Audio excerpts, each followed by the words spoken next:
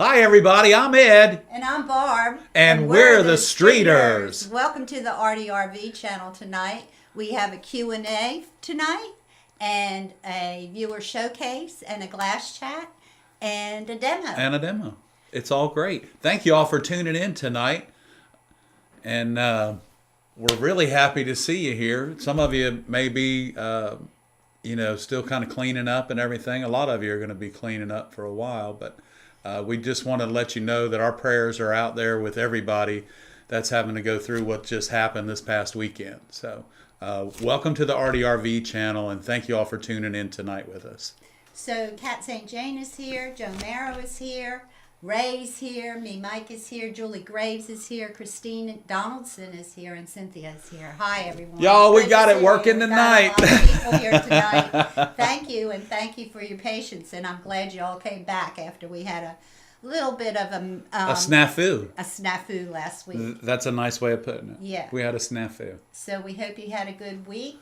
And so Ellen everything is here, and Mary Beth is here. Oh, great. Thank you all for tuning in. We want to remind you that tonight's live stream is brought to you by Sunshine Glassworks Limited in Buffalo, New York, and to remind you that in stock is over 1,500 colors of glass from all the different manufacturers. Yeah, so they're our sponsor, and we welcome them to the show and thank them for their sponsorship. And let's start out with some questions. If any of you have any questions, just put them in the chat, and we'll be happy to answer them. Thule Studios is here tonight. I think I got that name right for you tonight, Thule. Yeah. And, let's see who else. Vicky's here, and Patricia Hike is here. Oh, hey, Patricia. Yeah, sorry about your trip up to Sunshine last week. I got a note, but I didn't see it until after it was too late. And not only did they have some vacation stuff planned, but there was some heavy-duty sickness going on. I'm guessing maybe somebody in the warehouse got sick, and with everybody on vacation and everything, Scott just couldn't see his way to open the doors because he wouldn't have been able to give everyone the service that they deserved. So again, his apologies, but they are open tomorrow morning, Tuesday at 10 o'clock, and they're open. Yeah. So I guess let's go ahead and start with the questions. Let's get a few questions in, Barb. Okay, I just had a question about mottled glass. Can you explain to us what mottled glass is? Some people just don't know what mottled glass is. Mottled glass is... Oh, I thought you had a piece No, I didn't there. have a piece up here. I sure didn't. But I can get a piece. No. But, mottled glass was, of course, a lot of the manufacturers make it. Yakagani, Bullseye. Bullseye, I think, just to me, their Bullseye models are probably the prettiest, I think. Of course, Wismac makes mottled glass. And mottled glass is just a different manufacturing process with opals and transparents mixed together and forming that mottled look. It doesn't make the glass any harder to cut. To me, I think it makes the glass more interesting. It gives you glasses that look like frog skin. It gives you glasses... the Yakagani and Bullseye, all of those glasses are really used. They're Tiffany, I call them Tiffany reproduction glasses. I think Tiffany was probably the master and got the mottled product started, and then everyone followed suit and was able to improve on that mottled, that style of glass. And to me, it's a beautiful glass to be building lamps out of. And Barb, we used a lot of mottled glass in the Live Oak project for Brookgreen Gardens. I think mottled glass to me looks like glass that has raindrops dropped on it, wet paint. You know how wet paint will mottle up if you drop water on it? Right. Kind of like that. Yeah, it looks like that. And I'm not exactly sure of the process because I've never seen it done before.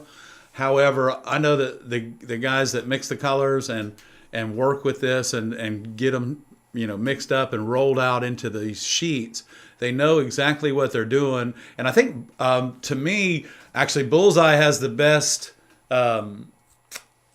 annealing process for their mottled glass as well. I find some of the other glasses a little difficult to cut and work with, but I think that that's really the way they're designed, and the way that they're made. You run it into heavy glass or dense glass, and small, thinner glass as you're rolling through the sheet. So, but I feel like Bullseye has the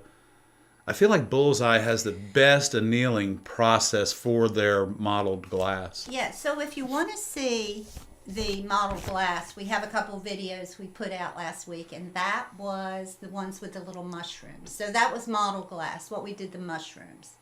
Well, and the reason we wanted to use that mottled glass while we were making those mushrooms, which we have a pattern coming out on our website here pretty soon, but the mottled glass is just allows you to use the glass in ways that normally you may have to paint or something like that in order to achieve that look. So.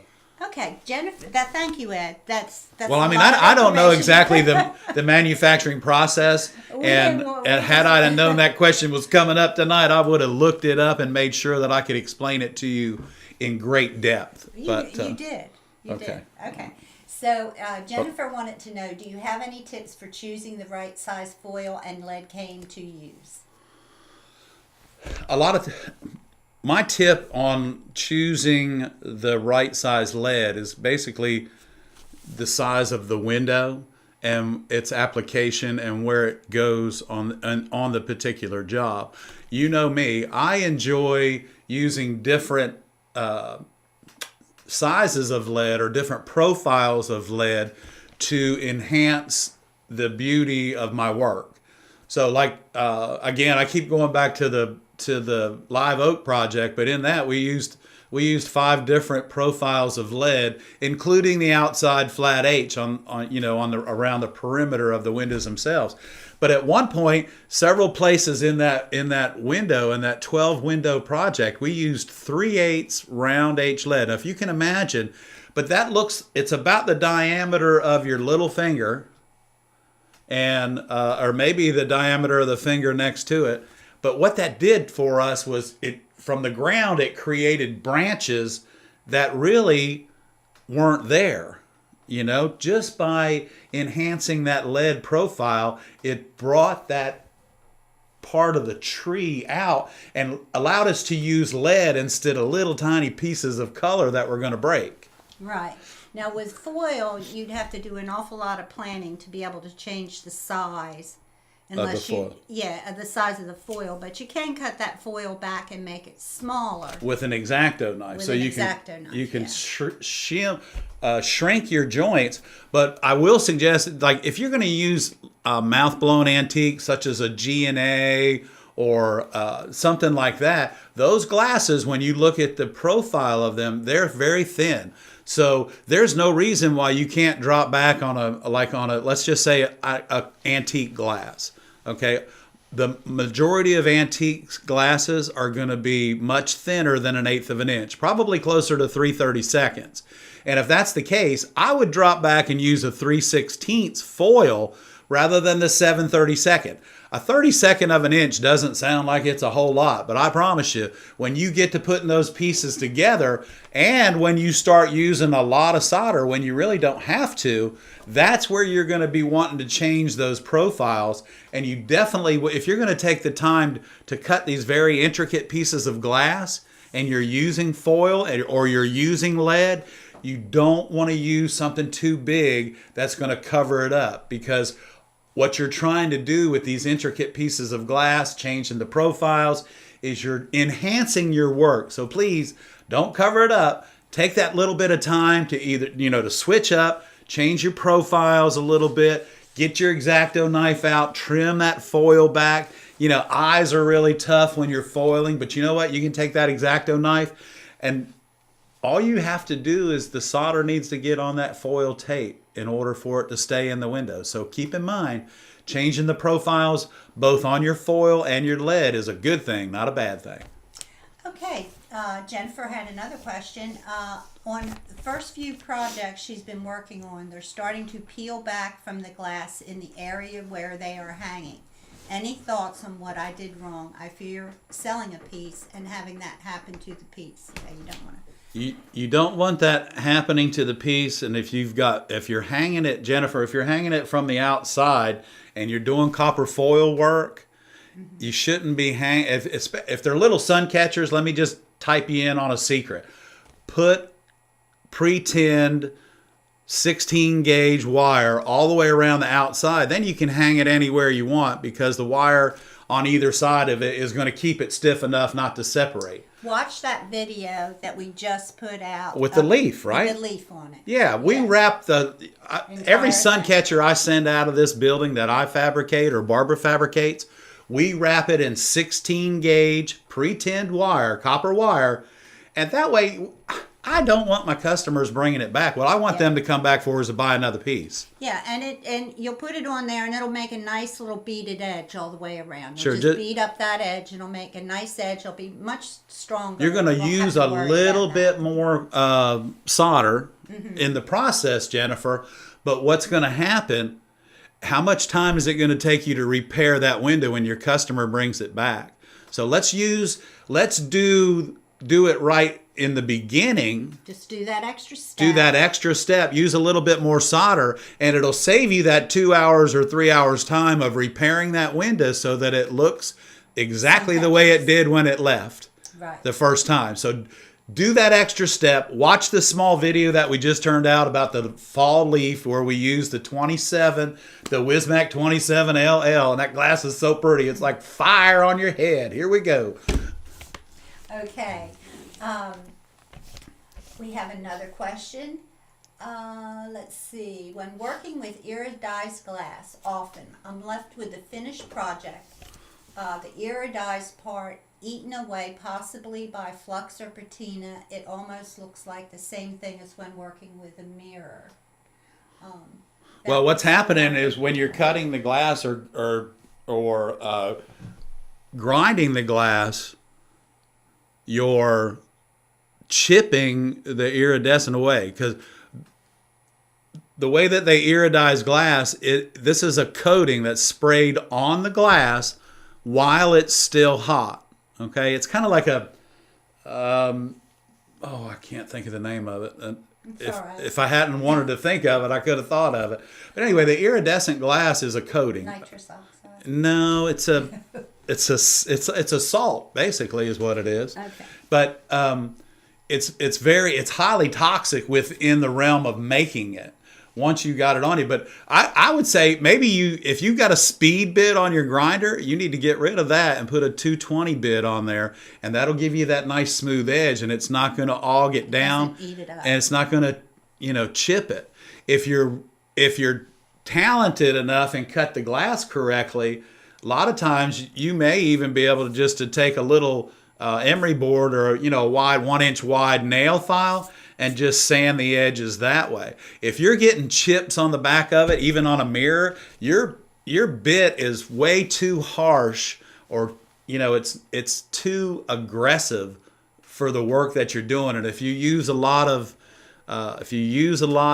iridescent glass, go ahead and just change your bit on your grinder and get one that the diamonds are much smaller and less aggressive, and you'll probably find that that'll stop.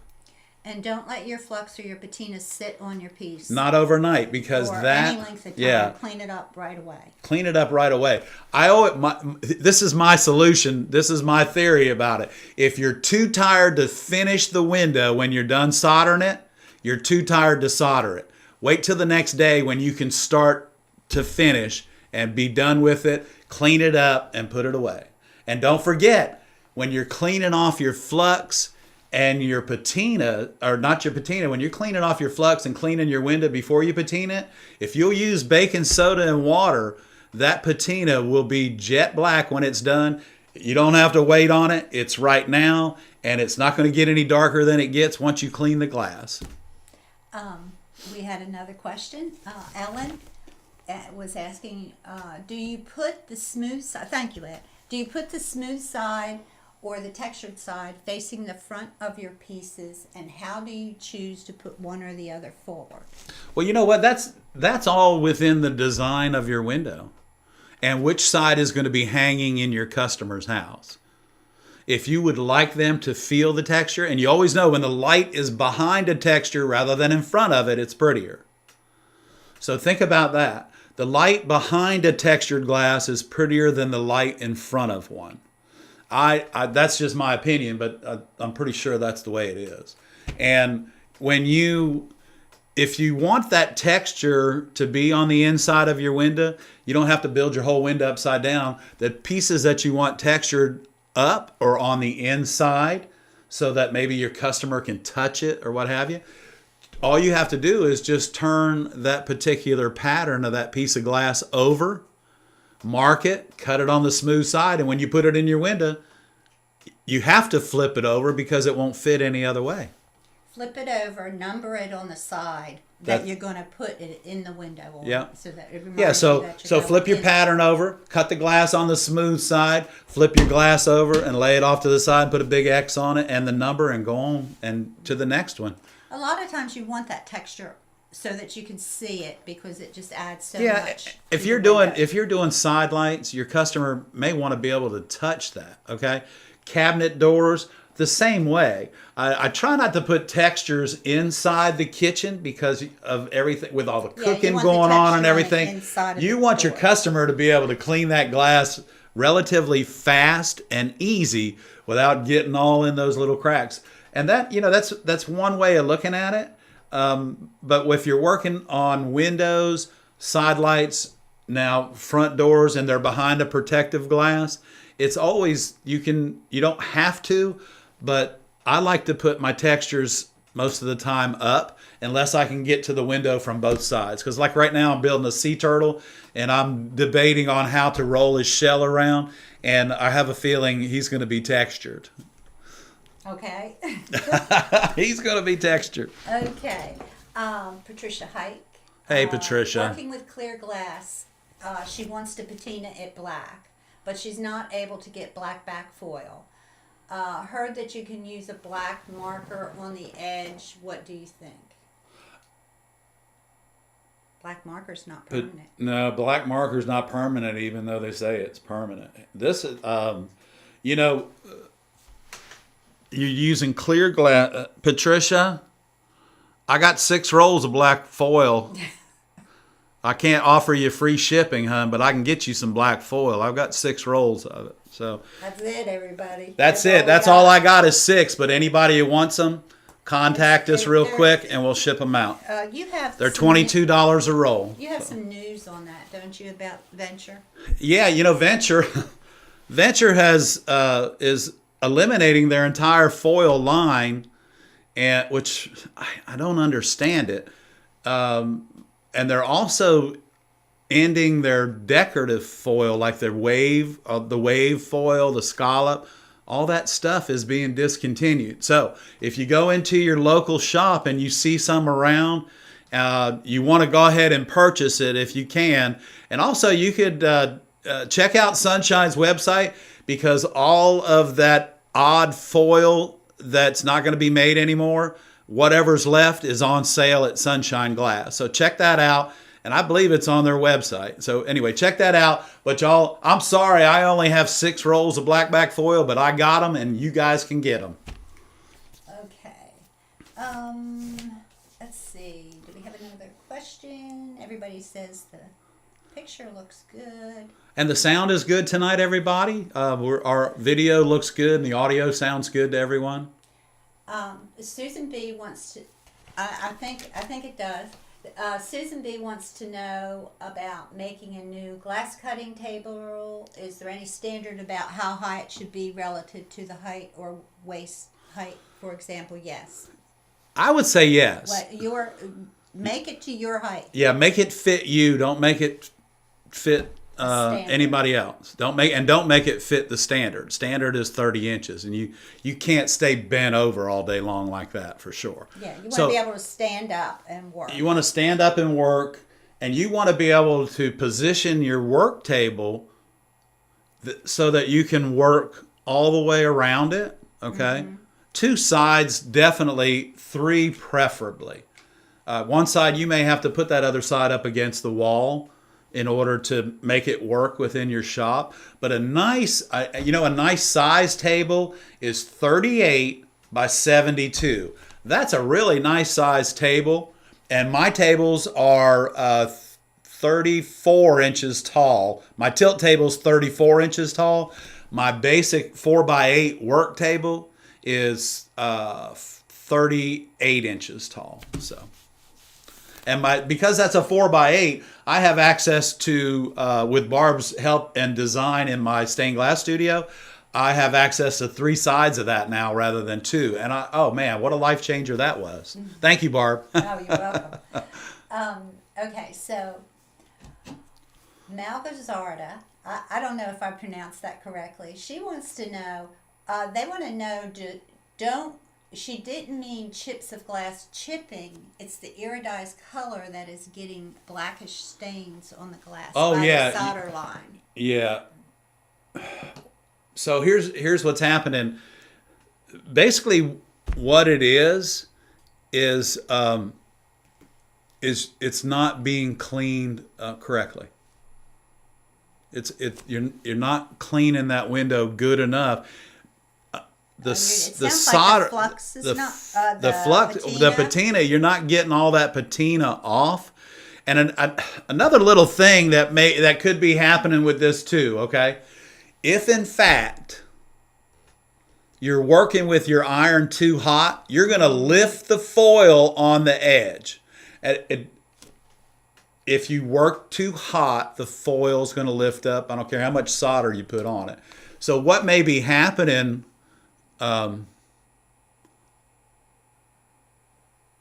Malgazorda is I may not have pronounced your name correctly, and if not, I apologize. Takes us a while to get all these names anyway, right. yeah. So anyway, but if and I don't know if you use a rheostat or not, but if you use a rheostat, you're still working too hot, and it could be lifting the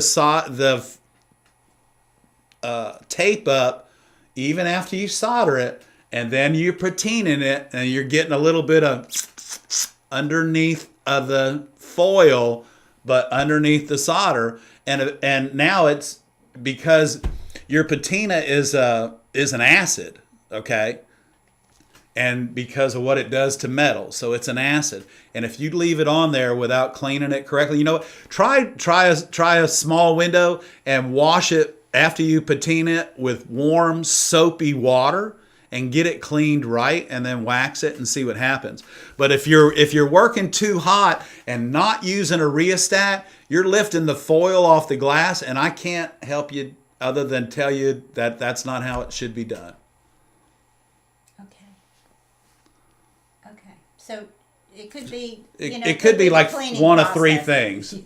But it could be you're either working too hot, hon. Or maybe send a picture. Or send a picture, yeah. And iridized glass, because it is a chemical, you're putting another chemical on it. And if you don't eliminate the chemical that can be resolved, the chemical that's on the glass could very possibly be tarnishing, or it being etched by the black patina as well. So yeah, especially if it stays on there a while, it will etch the glass. Yeah, it'll definitely etch the glass, and it's like it's if you leave your and you know what, I've left the patina on overnight because I'll just clean it in the morning. Worst mistake I ever made. I only made that mistake once, and shame on me.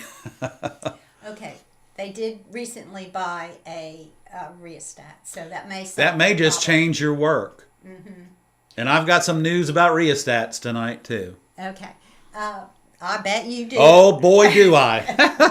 Okay, Kathy Cat wants to know: does Flux have a shelf life? Flux? No.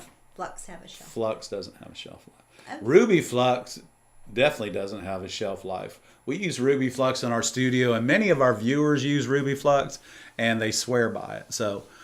Just another thing that Ruby Flux just seems like it lasts forever. But Flux again is an acid. You can't eat it, drink it, smoke it, and you definitely don't want to get it in your eyes. But it does not have. I would think that it doesn't have a shelf life because I've had Flux in the stained glass room for 10 years and I still use it. So. Okay. So, that's awesome, Barb. We got some great questions tonight from our viewers. And did I miss anyone's questions? I don't think so. Ray, if I did, holler at me. Yeah, holler at us, Ray. Thanks for everything you do. We want to thank Ray for being our moderator here on RDRV on our YouTube channel. And we would like you guys, if you would, to thank Ray, give him a thumbs up, and thank him for everything he does. He may not believe it from us, but from you, here we go. Yeah. Ruby Flux. Ruby Flux. Ray, you like it too, I guess, Yeah, huh? a lot of people like the Ruby Flux. It's good stuff. It doesn't fume up. You don't need to use a whole lot of it. It doesn't smell bad. It doesn't give you that bad taste in your mouth. And, Right.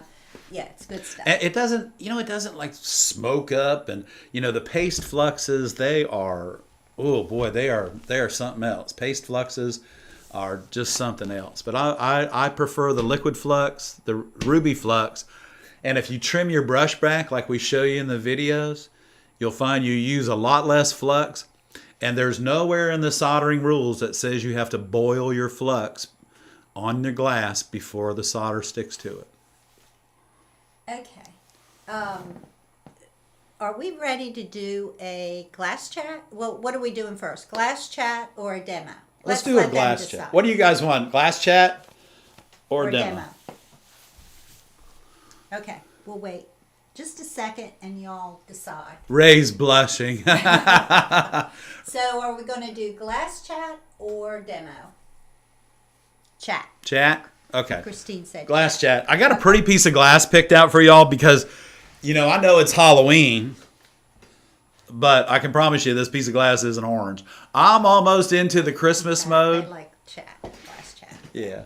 So I'm in the Christmas mode here. Already? It's not even Well, Halloween. my grandson and I were working on the glass blowing furnace today, so we're getting that all put back together.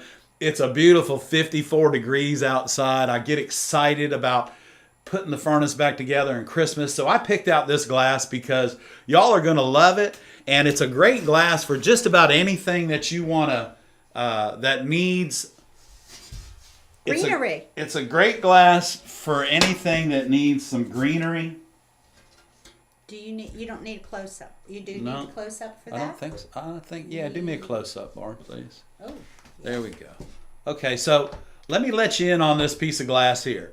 This is a Kokomo, okay? And we were talking about using different profiles of foil. This glass here is not 1/8 of an inch thick. This is a Kokomo or a K48. It is a green and white opal streaky, okay?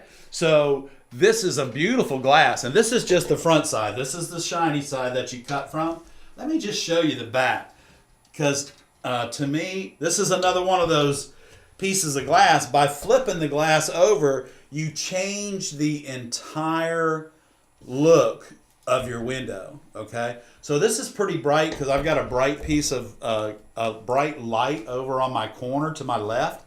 But this glass is just so beautiful. And everybody makes some pretty greens, but you're going to find that Kokomo and Wismac, I think, probably have the prettiest greens that there are around. And I just really, really like that. Hey, somebody got the light going tonight. Okay. So anyway, I love Kokomo glass. I love Wismac glass. And those glasses I've been using forever. And I want to share something else with y'all tonight before we do a demo. For years, Barbara and I have been doing restoration work.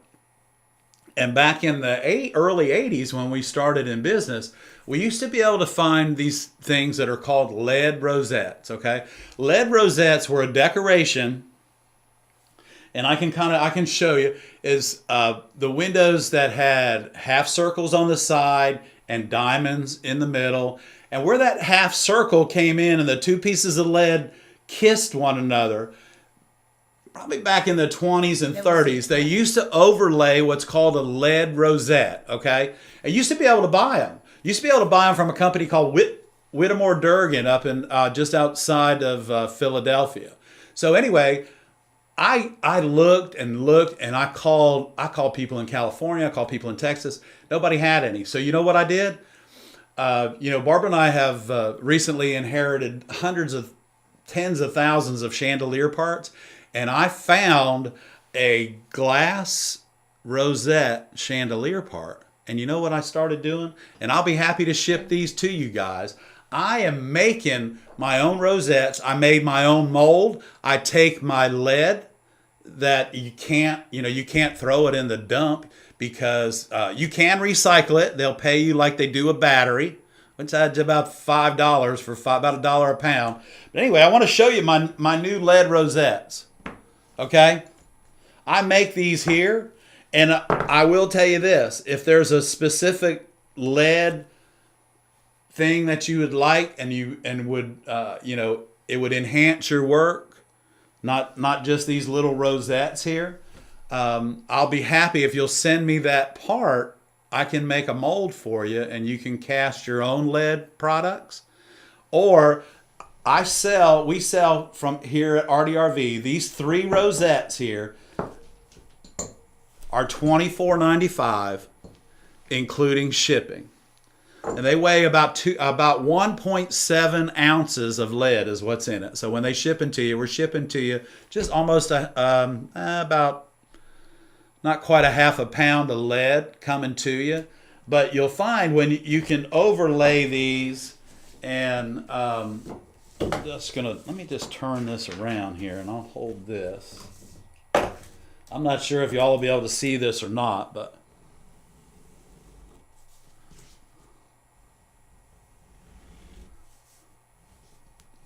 can you see that? Okay. Yeah. So this is glass, and most of these windows are in side lights in houses that were built in the 20s and the 30s. Clear glass, just clear window glass. But what happens right here is you really have a heavy solder joint, and most of these windows that I've seen are made out of flat 3/8 flat H lead, okay? But what happens is that goes right there. It just cleans it up. It cleans it up. It's nice. lead. You attach it directly to the window with a very small solder joint, and y'all, it'll change your work, and it eliminates this right here. That right gob there. Of lead that goes right and it's not a gob. If your soldering iron's the right temperature, you can smooth it right on there, and it'll stay together. But this makes it more. This enhances it, y'all. You can put it on both sides of the window, or you can put it on one. Typically, they were on one side, on the outside, so that when you walked up to the home, that is the first thing that you see on the glass, and it's very decorative. So I just wanted to let y'all know that we are making these. They are an inch and a half in diameter, which is perfect size. They're not identical to the heavy rosettes that I used to buy, but these are Ed's rosettes, and they're manufactured from a glass rosette from the turn of the century. So, we did have a question about the rosettes. Do they make the connection stronger or more stable? They actually make it a little more stable. I don't think they're not going to make it stronger because the solder joint underneath, but it's going to make it a little more stable on those points right there, and it'll keep it from doing this. But I wouldn't count on that. Yeah, don't count on that. To stabilize anything. It is a decorative element for your work, is what it is. Yeah. But thanks for the question, though. That was a good question. And those of you that haven't used rosettes, there are many other uses, but the typical use was for that particular window where those two joints came together, because you don't want to. You can't put the lead over top of each other because that creates a bump. So you have to kiss them. And when you're cutting your glass and designing your pattern, you have to leave, when you bring those two half circles in from the side, you have to leave 1/4 of an inch in between those two lines in order for that lead to just kiss one another so that you can solder it. I just want to quickly say thank you, Thomas. He was talking when you did that, and I just want to say thank you, Thomas. Thank you, Thomas. We appreciate it. I did hit the light for you, babe. Let's go again. There you go. Thank you, Thomas, very much. Carla wants to know, what is the standard glass weight? She's new and she doesn't know anything about. Well, a standard, basically a square foot of glass weighs 2.3 pounds. basically. So Depending. it's either sold either way. Either way, a 12 by 12 is going to weigh about 2.5 pounds. Typically, 1/4-inch glass, like you would use on a tabletop or something, weighs 3.74 pounds a square foot. Just in case you need that information. Just in case you need that information. But let's just say some of y'all may have seen a video where the water was like 5 feet up on the windows in the lady's house, and the windows were actually keeping the water out of her house. That glass weighs 47 pounds a square foot. So think about that. That's a little something for you to hang on to. Tom said that he used to have a guy that bought his lead for $1 a pound. Okay. So if you have any fishermen around, Oh. you might think about selling your lead that way. Yeah, so that casting they can- sinkers, you know. Casting sinkers, yeah. Some of my fondest memories of doing things with my dad were making our own fishing sinkers before we went fishing. You know, that's really cool. We would dig our own worms, and we would make our own fishing sinkers. My father would tie his own flies and taught me how to tie flies for fly fishing when we lived in New York. Just fond memories. No stories tonight, y'all. Okay, Christine wants to know, have you ever done anything along the lines of a Tiffany style shade? I have in the 43 years that I've been doing this. I have built many Tiffany style shades, and have even designed shades. Matter of fact, my mother-in-law, Barbara's mother, has a shade in her home that is of roses around the perimeter. It's a very simple shade, but however, keep in mind, it's 28 inches wide. It's 28 inches. It's an 8-panel shade. It's a flat panel shade. It's a very simple design. But she's had that for, how long has your mom had that window? About 28 years, that lamp? About 28 or 29 years. And it's still held together, right? It's got a lot of wire in it and everything, and it's never had any.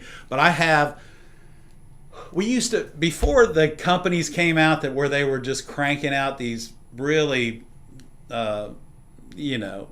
lamps out of Mexico and out of China, we used to build Tiffany lamps, Tiffany style lamps. I suggest that you are very proficient at cutting glass, and they still make the molds. I tell you, somebody who makes lamps and it looks to me is a very proficient at it, and definitely is very proficient glass cutter, is Ray here on our channel. Yeah, So Ray does lamps. Ray does lamps, and that's his. I believe that's his gig. But he designs his own lamps, which is, far beyond just looking in a magazine and pulling out a pattern. However, Wardell still makes Tiffany patterns, the molds for the Tiffany lamps. Most of your Tiffany lamps are what they call 6 repeats. Okay, so they're going to send you 1/6 of the lamp is your form. They're going to send you the pattern, which is 1/6. It's 6 repeats around the perimeter of the lamp. And when you put it together, a 6 repeat lamp is going to give you about a 16 or an 18-inch lamp. And depending on the type of lamp, you can build the Tiffany Peony, you can build the Tiffany Dragonfly. Now the Dragonfly, the Peony, all of the Tiffany style lamps come in, I think it's 5 different sizes, starting in 10 inches in diameter. Now, if you're gonna do a Dragonfly lamp, a 10-inch diameter, you really should be very proficient at cutting your glass. Okay. Read the directions, all of the directions that come with the mold and the pattern, though. That pattern book is made by Wardell. Wardell. Mm-hmm. With a D. Yes. And if you're going to start, what I would do is I would build a couple of flat panel lamps so that you can understand the construction of the lamps and how you reinforce them and create the integrity of the lamp so that it stays together. And please don't think that just a vase cap on the top is going to stay there forever and hold that lamp together. Around the top of the lamp and the bottom, you need 16 gauge pre-tinned wire, and then you need your vase cap, and on the inside, I suggest you put a 3-way spider. And once you do that correctly, that lamp will never come apart, and the only way it'll be back in your studio is when they bring it back and ask you to make them another one just like it. So okay, Brandon wants to know, thank you, Ed, that's good. Yeah, Wardell has probably Wardell 5 Publications. or 6 lamp books. Well, they have several flat panel lamps, but they do make the Tiffany panels, and over the years I've made a lot of lamps, and lamps are very expensive. But somebody's not going to pay me $1,200 or $1,500 to make a handmade lamp when they can go to Lowe's and buy one for $420. Yeah, but you have to find the right market. The dilemma is when they bring it to you to fix it, then it costs them another $425. Okay, Julie said that she's been going to the Chrysler glass blowing. Oh yeah, at the museum. Yeah, and they've made some. And I've skipped a message. I'm going to go back up. I'm sorry about that, but let's finish this one. And they made clawed glass. Have we made that before? I'm not sure what that is. I'm not sure what that is. So what does it look like? We've been to the Chrysler for several of their in-studio plays with the drinks and dinner and everything, and what a great time we had there. Patricia wants to know, what do you use to make the molds? I use a product that I buy from, and I'm trying to get a bulk of it so that we can sell it to you in small amounts, because right now it's only available in 25-pound boxes. The shipping on it's a little steep, but it's called Castalite, Castalite, and I order it from Olympic Color Rod in Seattle, Washington. And you know what? It looks like pancake batter when you get it. You just don't have to add any eggs. Put some water in it, stir it up. Make sure there's no chunks in it. And make sure, if you're going to slump a mold, you have to drill air holes or vent holes in it if you're going to use it for slumping. For casting lead, you just need to do what you do, make your mold. But you have to make sure, your mold needs to be smaller at the bottom than it is at the top, because you'll never get it out. That's why these rosettes are really unique, because the rosette at the bottom is much smaller and the mold comes up, it's wedged. And these things, I just turn the mold over and they drop right out. Okay. Have I got all the questions now answered? We can move on to the chat. We have not done the viewer showcase yet. No, and we haven't done a demo yet. So, but Magali, I'm glad to see you here tonight, and hopefully your swimming pool in your backyard is going down and everyone in your neighborhood is safe. Not sure. Did I miss a question about black glass, Julie? I see that there, but I'm not sure. Brandon, what was Brandon's question? And never mind. Huh? Never mind. Okay. Did I get that one? No. Okay. I'm trying not to read the chat tonight and keep myself focused on y'all, and so okay. it's easier that way, and I can just catch the questions as they come across to me from Barbara. So. Okay, we have 2 people in the viewer showcase tonight, and we're going to do that towards the end of the show. If you've sent me a message and I've responded and you haven't responded back, then of course you're not in the showcase. If you sent me a message and then I responded and you sent the photos sent back, the photo the correct way to us, yeah. Sometimes you'll send it in the wrong format, and I'll have to send it back to you. So if you missed tonight's showcase, please send me an email and tell me, hey, what happened? I sent you the photos or whatever, because probably I was not able to open them, and I've sent you a message back, but somehow it. Yeah, so they have to come to us in a certain file. And we have to have all that information I had a couple correct. people that sent it in the wrong kind of file, so I don't want people to be disappointed. But there's nothing I can do in a short amount of time to fix it. Right. So you asked what clawed glass was. Oh, black glass. Okay, it's black glass. Wow. I don't know Well, black glass, you know what black glass is? Black glass is purple with a lot of magnesium you can see a in reflection. it. Yeah. Okay, I'm not sure what they're doing. I'm not sure what they're doing. Crazy over but there. yeah, at the Chrysler, they're always coming up with something crazy. Because the last time we were there was back in probably 2018, and we spent the weekend in Norfolk. And if y'all ever get a chance to spend the weekend in Norfolk, there's a great little bed and breakfast, actually kind of like catty corner to the Chrysler Museum. And some of their glass blowing demos are very, very interesting. And they're well, number one, they have a really big budget, so all of their things going on are all paid for, and they don't worry about finances.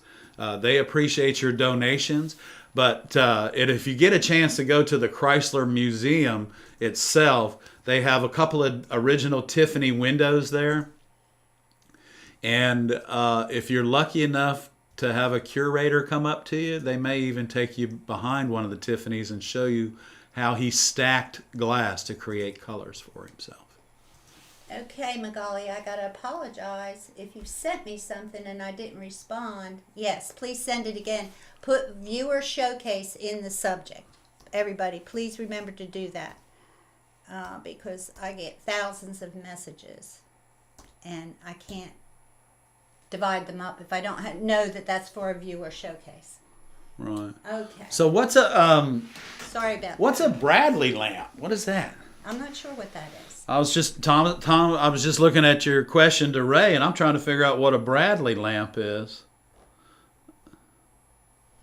Okay. And but anyway. Magali said she has some glass that is thick on one side but thin on the other. Is that rolled glass or antique?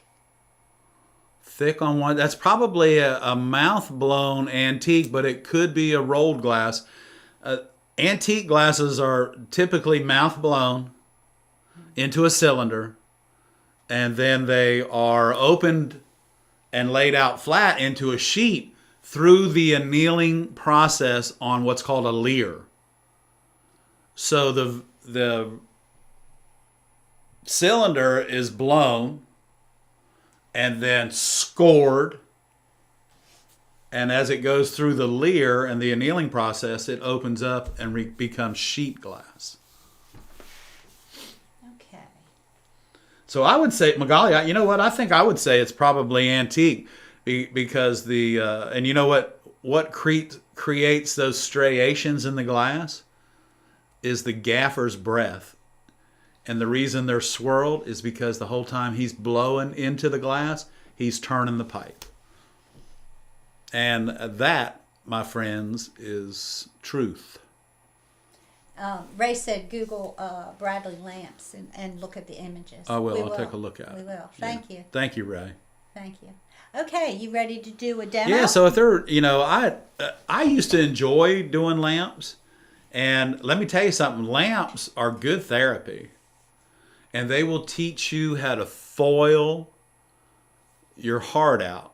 And when you get done with your first Tiffany style lamp from foiling, you will be an expert at foiling. I promise you. And you know what? You'll probably be a pretty good glass cutter when you get done too. So just, when you're cutting out lamps like that, y'all, listen to your glass cutter. Just feel it going through you and work with it and have a lot of fun with it. Lamps can be frustrating at times, but that's only when you're doing the fabrication process. As far as cutting the glass and grinding it and foiling it, putting it all together, using the tacky wax to stick it and everything, and then tack it all together, set it off to the side and go again. That, y'all, it's very fascinating. At one time, Barbara and I had 360 degree, 16, 18, and 22 inch wooden molds from the turn of the century. And we lost them in a flood of 1999. Yeah. We lost them in a flood. They were turn of the century, 360 degree wooden molds with the patterns burned into the wood. And I was like, I just couldn't believe that we lost them. I was just so saddened by that. Diana wants to have some glass paint recommendations real quick. Well, we use the rochets. They're permanent. They're permanent, and they must be fired between 1100 and 1250 degrees, depending on the color you're using. Typically, we found that we fire everything at about 1225 and allow the glass to cool off naturally. We don't have blistering. We don't have bubbling. And you definitely don't want to do more than one layer of paint. You don't want to put it on too thick, okay? If you put your paints on too thick, you're going to get blistering when they're firing, because it'll bubble up. And then Magali, she is on here, and she can tell you what a low fire paint. A low fire paint that you can heat in your oven.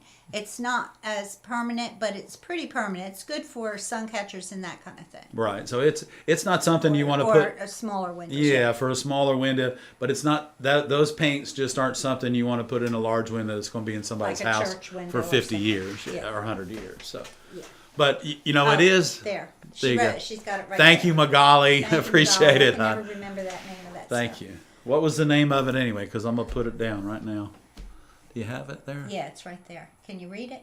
P-E-B-E-O. We'll get it. P-E-B-E-O. Okay. Thank All you. right. Thank you so much. Okay, you're going to go to the glass demo, right? Well, Let's do that. Yeah, that's fine. I just picked out this really pretty piece of glass here. I'm not sure what the part number is, but so we're not going to talk about part numbers. But I do want to, we did a video, just a short, and we showed you the Toyo palm grip cutter, which I really enjoy. And we have two different sizes. We have the tall one, which is about 4 inches tall, and then we have the little 2-inch one. That's a little bit too small and cumbersome for me because of the size of my hands. But what I want you to realize is that if you're gonna cut glass, my whole thing is I listen to my glass cutter, everybody, and I flip the glass over and I break it from the other end. Now I ran that right to here. And I could have ran it out the rest of the way, but I prefer to go to the other end where I started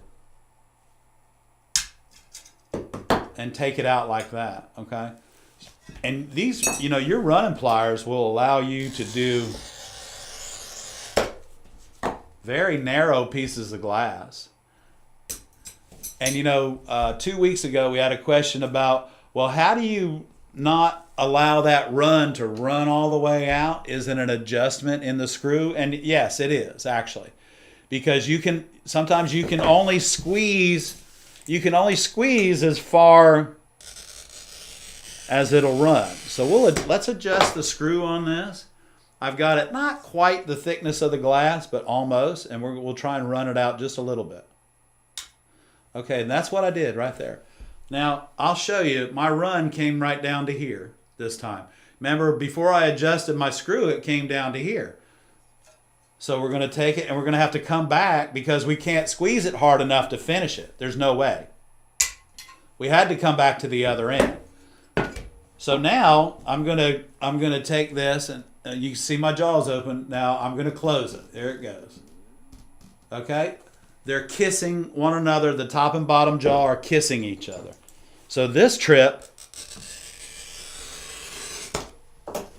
now that I've adjusted the screw, I can clamp down on it. You want to make sure, you don't want to hold your running pliers like right here. In order to get that run all the way, you should have the end of the pliers right here in the center of your palm. And yes, you see that?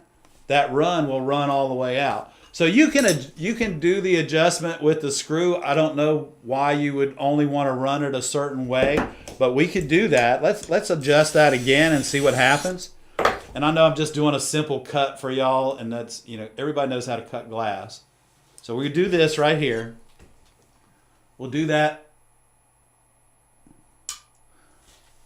Now this trip, because I had it adjusted a little bit too far, that run only went right here. So that gives me allows me an opportunity to come in behind the run with my pliers, my grousers, my index finger knuckle is underneath, my thumb is on top, and we're going to pull down and away. So down and away. And yes, and I thought it was Julie that asked about that screw on the back of the running pliers. And you kind of caught me off guard there, and I didn't answer your question, and I apologize for that. However, I did remember it, and you're right. The screw is always is adjustable, and you can make it run just as far as you want by adjusting the screw. Myself, I'd leave my pliers closed, because when I go to run a piece of glass, I want it to go ahead and run. And if I can't, if it's too long, and about 16 inches is almost too long with these 6.5 inch running pliers, because you don't have enough closure space. Okay, they can't see it. You don't have enough closure space in order to run a really long piece of glass. So if for instance, in the back, when I'm running a piece of glass that's 120 inches or 10 feet, I have a heavy duty pair of metal running pliers back there that the jaws actually float. And the harder you squeeze, the more the jaw picks up and allows that glass to scoot right on out, all 120 inches of it.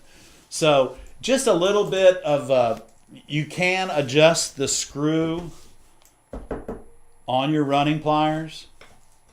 And we're just going to... And Tom has a good idea about running pliers. So we're going to take that and cut that out like that. Oops. Now this is probably going to break right here because it's small, but it might not. No, it didn't. So I've got one run going one direction, one run going the other. And I was able to get that off by running that run and allowing it not to break. So this right here, you know, when I'm doing these birds for the gallery, this point is very important. It's important to me not to have to put it on there with the grinder. So what I do is this inside curve here, I just leave it alone. Okay? And this is a double rolled Wismac. And I'm going to come right around the breast of the bird. And I'm going to, you see that, I went by that, okay? I didn't go into the beak itself. Okay? But now what I'm going to do is I'm going to start at the beak. And I'm going to dig in. And now, there's your point. You get the point? No, no, that was smart. I'm sorry. I'm not. That's not me. So. Yeah, it is. No, it's not. Where's the director? Where's the producer? So anyway, I want to share that with you. It's not, you know, it's not imperative that you do it all in one cut. You can, but if there's parts that you need to accent and you don't feel like you don't have to take the time to grind that. I mean, that's a cute little bird, and his beak is very pointed, and it should be. So just take the time. You have 2 sets of pliers for your hands, and they're both used for 2 very different processes. So utilize them and learn how to use them and where to use them and when to use them. Thank you all for tuning in for our glass demo tonight. Appreciate it. Tom had a good idea. He said his teacher taught him to turn the screw until it hits the glass and then back it off a quarter turn. You could do that, yeah. I mean that. If you don't want that run to run completely out when you squeeze the pliers, you know, and you may not want to. You may be going into a curve.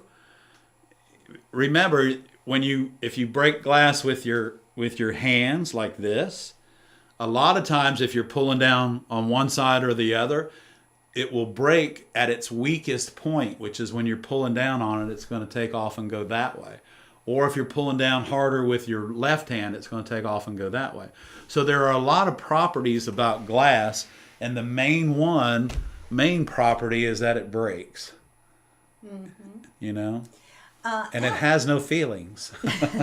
Ellen wants to know, do you oil your glass cutter? She just used your cleaning the cutter tip, and she couldn't believe the chunks of stuff she got out of her Oh, glass thank cutter. you. But she said she wanted to know if you oil your cutter. Well, after you do that little cleaning trick, you can take like just a cotton ball in a pill bottle or something, and put a few drops of oil in it, and just dab it every now and then. Unless if it's a new cutter,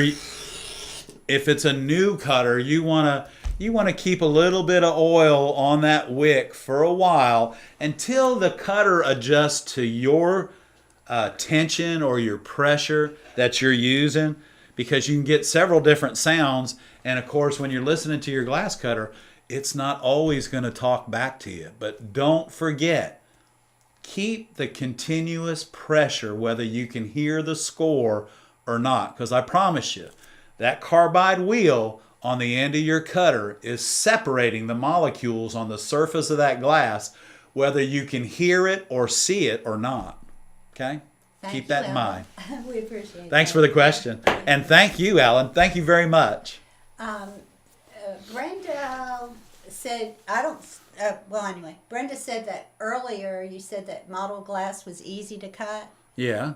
The majority of it is. Yeah, some of it's not. Some of it, you're not going to hear the score. Mm-hmm. And what happens when people are used to cutting, well, like this glass that we just cut. Okay? You can hear the glass cutter and everything's going really good. Well, there's some glasses that when you score, even this Kokomo 48 that I shared with you during the chat, there are sections of that glass when you roll across the white that you are not going to hear your score.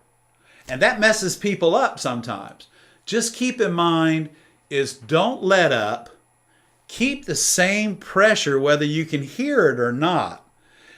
Most mottled glasses, you're not going to hear the score because they're dense. Right. And so you don't have to push any harder. Where you mess up when you're cutting mottled glasses because you can't hear the score, you think you need to push harder. Honestly, everybody, you don't need to push as hard. It's different. It's made different.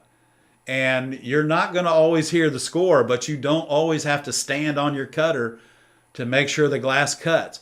All your glass cutter does is it separates the molecules on the surface of the glass, and that run follows the separation of the molecules. Did we answer the question about the cutter oil? Yes, we did. All right. Yeah. All right. Yeah, we did. Magali says she's cutting white glass and she doesn't hear anything, and that's pretty much. But Magali, am I truthful with you though? Because you can't hear it, you're probably still able to run that glass out. Right. Because you know now that you're not going to hear it. You're not going to hear that score. Right. So you're not going to change your pressure. You're just going to go on. So just people get kind of. Thank you, Magali. So here's the deal. Magali is proof that you're not always going to hear your score. And keep. But you're still listening. But you should listen to your cutter because it talks to you every time it rolls. Yeah.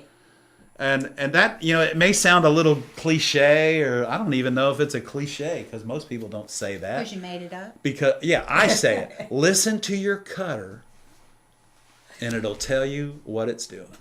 It'll tell you what kind of glass it is. It'll tell you what kind of glass you're cutting. You could cut it with your eyes closed and you would know it was white glass. Hold on, you ready? Wouldn't you? Hold on, listen to this. Exactly, because my eyes are closed and that's blue. Jennifer Enlow. Thank you, Jennifer. Jennifer. Awesome. Thank you so much. Thank Jennifer. you, guys. We appreciate it. We appreciate it, Jennifer, and thank you very much.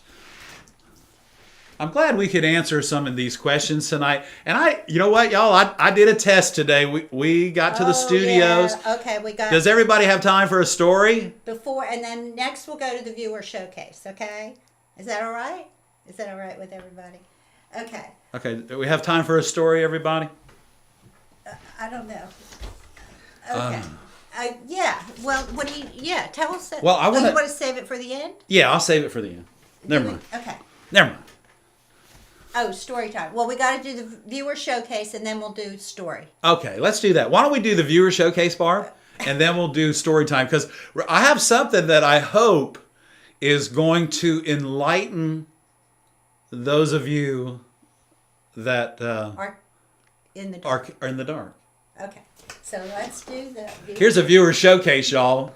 And thank you all for sending these photographs in, because they are quite pretty. So. Okay, so I need to do something, but I'm not sure what right now. I don't have any. Okay. Now I'm good. Okay, let me go back. Oh no, this is Sally's, and Sally from Two Leaves Studios. This is a project she did back in the 80s. Her father, Hal King, had a insurance agency, and this was his logo apparently. And she did this for him. I thought that looked like a crown on top of that glass. That's awesome, Sally. Ready to go. Thank you. That's great. Thank you, Sally. And that is Two Leaves Studios, and she's here every week and contributes to the show. Okay, Stained Glass by Victor Cortez. And this is a Mesoamerican god of rain, the feathered serpent. But I want you to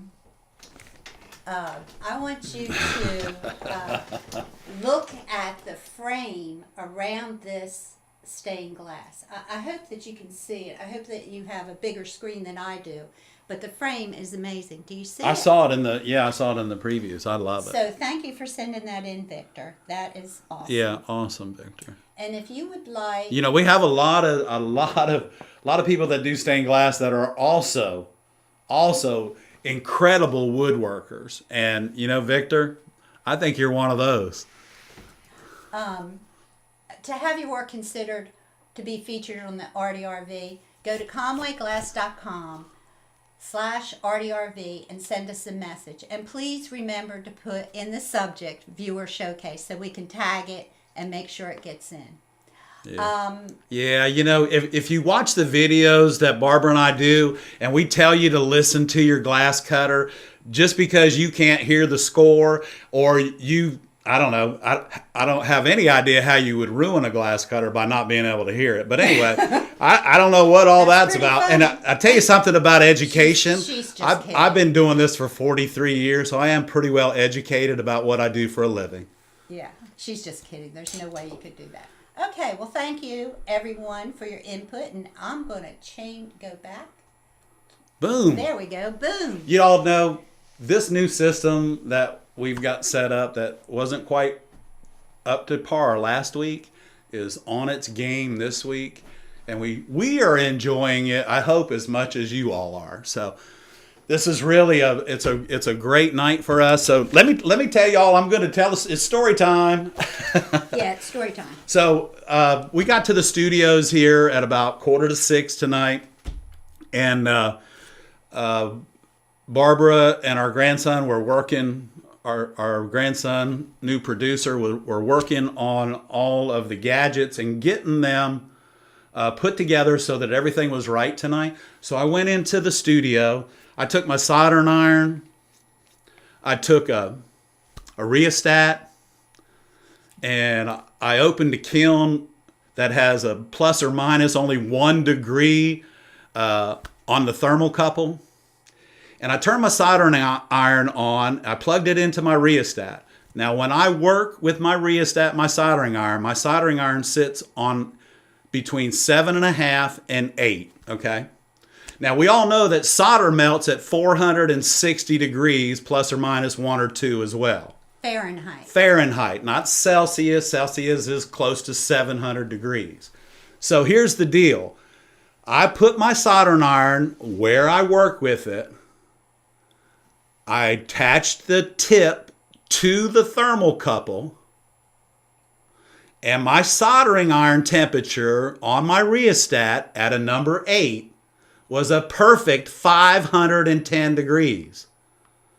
So here's the thing. Lead melts at 660 degrees, plus or minus 2 or 3. Solder melts at 460, plus or minus 1 or 2. So I'm working hot enough to melt my solder, but not melt my lead, nor am I working too hot to lift the tape up on my glass. So the answer to your questions, those of you that are doing Weller irons and have 700 degree tips and 800 degree tips, that's fine. That is their maximum temperature. I implore you not to work at that temperature because it's not, the copper foil tape is not designed to work at that temperature. Your lead is definitely not designed to work at that temperature. So I did that little test today. Now the thermocouple I have in my annealer that I checked this out on is about $800. The thermocouple in our glass blowing equipment in their annealers are right on the money because they have to be. So I wanted to share with you that when I put my rheostat on 8, the tip on my iron stays a pretty goldish silver, light blue, not purple or black, and it's at 510 degrees, and it will do anything that I need it to do. So what I did with this test, not only for my benefit, was to inform you that yes, Weller makes 3 different tips, 6, 7, and 800 degree ones. However, you don't need to work at that temperature. My suggestion, if you're working what I call bare tipped, get you a rheostat and your work will change for the better. So anyway, that's my test. That's my story. That's all there is. And that's all there is to it. Thank you. Yeah, that's pretty I'm fun. sorry I get passionate about that, but let me tell you, I get so much stuff about, well, I work at 800 degrees and all. Well, good. I'm glad you do. And I hope that if you'll try a rheostat, that your work will change and you'll see that I'm just not telling you this because I want you to buy a $20 rheostat. No, I'm telling it because it works, okay? That's exactly why. And that's exactly why. Again, we had an earlier question about the foil etching the glass and all that stuff. If you're working too hot, y'all, the tape, the stickiness on the back of the copper foil, it doesn't matter if it's an epoxy. You're melting it and it's lifting up. It won't lay down. Your solder will still stick to it because it's copper foil. But you can't see that the edges are lifted up. Then when you patina it, the patina goes under the foil. Yep, that's And right. so just, I'm very passionate about this. I love every one of y'all out there, but I want to make sure that if you're going to do this, let's do it right together. Now, there's some people that are confused. And Fahrenheit and Celsius. No, and I'm going to say this one more time. If your soldering iron has a rheostat in it, you already have a rheostat. You don't need 2 rheostats. Most people understand that, but some people can't understand that. So, anyway. Yeah, and here we are again about the rheostat. And if you pay attention and listen, your work will change and you'll learn how to use it. And you'll actually learn how to do stained glass correctly. Yeah, so if you have any other problems, we're here to help people. Yeah. And this is a very friendly community. So we Yeah. don't really accept No. people coming on the show. And so Yeah, and this will probably be your last visit is all I got Yeah, to say. this will be your last visit. So anyway, and we're talking to one person. and it's just one person. But anyway, so it's very, very important that you do use a rheostat. That you can't solder lead windows at 700 degrees. Oh. I don't believe that you can do that. Victor said that window took him 50 hours. Oh my gosh, Victor. That's That a is- lot of that time, is but awesome. it's a beautiful window. And, Thumbs up to you, my friend. Yeah, thumbs up. So yeah, so anyway, y'all, I get very passionate about the rheostats and it's just even back when they didn't have rheostats and they used to heat their irons by fire. And next week I'm getting my 150-year-old soldering irons out and I'm going to show you what they look like. But even when they would take them out of the fire, they still had to work with them to cool them down to get the right temperature. They couldn't just go right to work on the lead, okay? They couldn't do it because these irons, as you'll see next week, have wooden handles and they have copper stems, and they have big copper heads, and they're pointed. And I have a chisel tip one. I have 3 probably 100-year-old or better soldering irons. And I don't use them because, they're antiques. But I will get them out next week, and I'll bring them to the chat, and we'll talk about them and show you.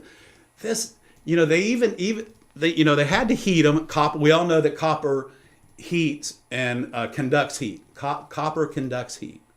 So these tips are copper. And when they would solder with them, they still had to cool them down enough that they wouldn't melt the product that they were working with. So just keep that in mind too. It's all, it's all relevant because they all work together. Ray. Okay. Thank you, Ray. Thank you, Ray. What an aggravation. Okay. Susan. She can't regulate the temperature. It has a 700-degree tip. That means your maximum temperature of that tip is 700 degrees. It's not a regulator. It just goes maximum 700 and stays there. So what you need is a rheostat. Plug it into the rheostat. Plug your rheostat into the wall, your iron into the rheostat. Turn your rheostat on about 8. Let it warm up, and then check it and see. When you should be able to touch your solder and go 1, and it melts onto the chisel tip. Okay? 1, and it melts. You should be able to take a piece of lead, okay? Set that piece of lead on there, and you should be able to take the same iron at the same temperature and go 1, 2, and it not melt the lead. Then you're in the right temperature. Again, y'all, using a thermocouple that costs $800, I'm working at my number 8 speed, my number 8 number on my rheostat. Rheostats are about $20, guys. Rheostats are $20. This is what I use right here. They're $21.99. And if you don't have one, I'll ship you one. But I work on number 8. It's got 1, 2, all the way around to number 10. Number 10, those of you that have a 700-degree iron, guess what? You're going to get all that 700 degrees plus. But what's going to happen, you're going to burn your tip out. You're going to have to watch the video where Ray shows y'all how to rework those tips to get the temperature back into the tip instead of up in the iron by cleaning it. Because you're working too hot and you've got corrosion going on. Your tips are going back. You want to know why you have holes in the end of your tip? Because you're using too much flux and you're burning that tip too hot. You're burning it out. I work at 510 degrees. He was wondering at what temperature. I wanted to know because we were talking about it last night sitting outside during a bonfire. My grandson says, well, Papa Ed, what temperature do you work at? And I said, Taylor, I really don't know. I don't. But I do a test every time before I start working. And I like my solder to go 1 and lay on the tip. I like my lead to go 1, 2 and not melt. And I know I'm good. So I told Taylor, I was like, I got to be working between maybe 500 and 550. Well, you know what? Tonight I found out it's 510 degrees. And that's my spot, man. And yours may be different. Yours and when you're doing copper foil, it's probably going to be a little bit higher. But you're going to dial in your best temperature. And if you want to run a really good bead on your copper foil, you just need to do those tests, but you have to use a rheostat. So you can dial it in. You can't work fast enough at 700 degrees to keep from breaking the glass, lifting the foil up, and make it look good all at the same time. You can't do it. I'm sorry, I'm really passionate about I love my rheostat, y'all. And rheostat. I know, and I harp on that rheostat all the time. And you know what? It's okay because this is our channel and I can harp on anything. Yeah. But I do love every one of you that tune in here and ask us our questions because I feel like we're helping you, and I hope that we are. We don't claim to know everything. We really don't. We don't claim to know everything, and I don't. Are you plugged in over there? No, and I don't know everything. He is? But let me tell you something. In 43 years, I have built a lot of stained glass windows, and I've restored a lot and repaired. More than that person that was trying to disagree. I know. Agree to disagree with me if you choose to, and that's fine. But for $21.99, your work will change. Yeah, and it'll improve. And it'll improve, and you won't get frustrated because you can't get the bead to lift up and look like everyone else's. You know why? Because your iron's too hot. Because you need a rheostat. I'm sorry, y'all. My grandson and Barbara, I'm taking them out to dinner tonight because my blood pressure is really high right now. Oh my gosh. Golly, I'm sorry about that, y'all, but please. And I hate to harp on it. Most of y'all have heard that story before, but I did. I had to go back in the glass blowing studio, open the door on my really expensive annealer, and turn my soldering iron on just to find out what temperature I worked at. Okay, some of the rheostats have the temperature on it. It's always good to know what that temperature is. Yeah, and some of them are digital controllers. They're called digital controllers. They're about $100, and you plug your soldering iron into that, and you can dial that temperature up. Well, once you dial it up to where it's 1 on the tip, and your solder melts 50-50, 1, and the solder lays on the chisel tip, and if it may say 540. But it could be because you've got some air moving in. It could be, we had a question about fume removers too. Oh, yeah. So, you want to be able to, fume extractors are great to have on your bench. However, a ceiling fan on low and a window open in your work studio is just as good. You just want to, and if you use ruby flux rather than a paste flux, you won't have a lot of that fumes. You're still going to have a smell, but you're not going to have all the fumes.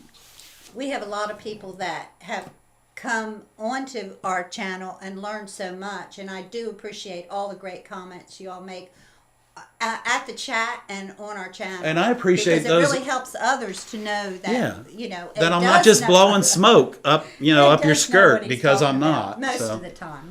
Most of the time. And tonight, like I said, I'm sorry you caught me off guard about the manufacturing process of mottled glass, but I'll tell you what, I'll have it for you next week, and I'll explain every bit of it to you. No, they just asked what it was. They didn't ask for the okay, because I could tell them how it's made. You caught me off guard, y'all.